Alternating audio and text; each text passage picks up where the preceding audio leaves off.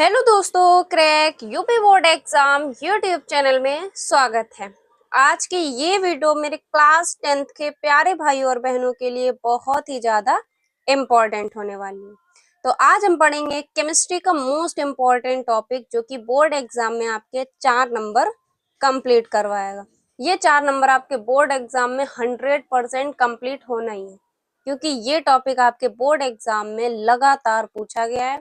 तो ये टॉपिक आप तैयार कर लीजिए। धातु तथा अधातु में अंतर मोस्ट इम्पोर्टेंट है। ये धातु तथा अधातु में अंतर आपको याद होने चाहिए। ठीक है, तो इस टॉपिक को आप तैयार कर लीजिए।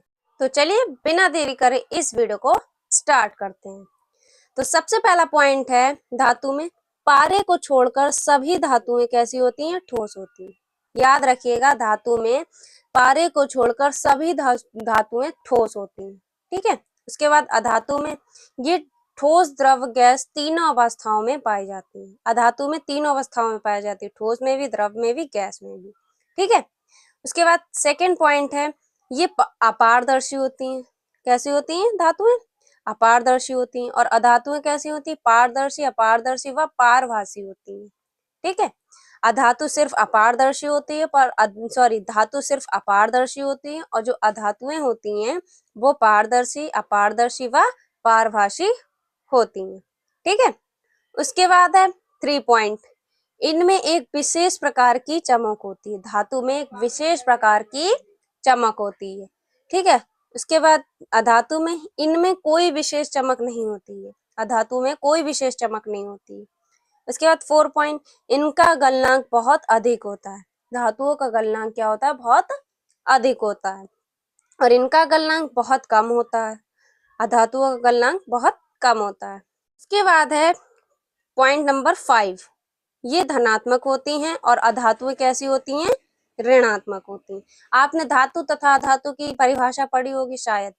अगर नहीं भी पढ़ी तो धातु कैसे होते हैं? वे तत्व जो इलेक्ट्रॉन को त्याग कर धनायन बना लेते हैं, धातु कहलाते हैं। तो ये कैसे हैं? क्योंकि ये जो धातु जो होते हैं वो तत्व से इलेक्ट्रॉन को त्याग कर धनायन बना लेते हैं। ठीक है, तो धातु कहलाते हैं। और अधातु क्या होते हैं? वे तत्व जो इलेक्ट्रॉनों को ग्रहण करके ऋणायन बना लेते हैं। मतलब ये क्या करते हैं? इलेक्ट्रॉन को लेते हैं।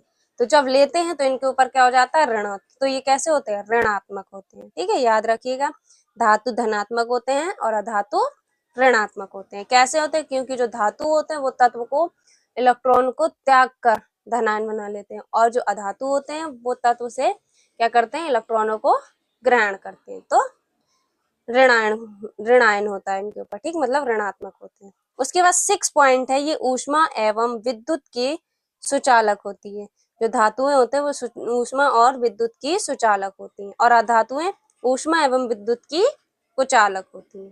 ठीक है, तो ये था आपका धातु तथा अधातु में अंतर। बोर्ड एग्जाम के लिए बहुत ही इंपॉर्टेंट टॉपिक है। 100% ये बोर्ड एग्जाम 2026 में पूछा ही जाएगा, क्योंकि ये मोस्ट इम्पॉर्टेंट टॉपिक है। बाकी हमने साइंस के संपूर्ण बुक के मोस्ट इम्पॉर्टेंट टॉपिक हमने आपको बताए। अगर आपने वो वीडियो नहीं देखी तो ये रही आपकी वीडियो। इसमें हमने 50+ क्वेश्चन बताए। अगर आप ये 50 क्वेश्चन पढ़ के चले जाते, 100% मोस्ट इम्पॉर्टेंट क्वेश्चन है, क्योंकि ये 50 क्वेश्चन लगातार बोर्ड एग्जाम में देखने को मिले हैं और रिपीट भी हुए हैं। ठीक है, तो इन क्वेश्चन को छोड़ना नहीं है, जाकर वीडियो देख लीजिए और सारे क्वेश्चन को नोट कर लीजिए। मिलते हैं आपसे एक और अगली इंपॉर्टेंट वीडियो में, तब तक के लिए जय हिंद, जय भारत।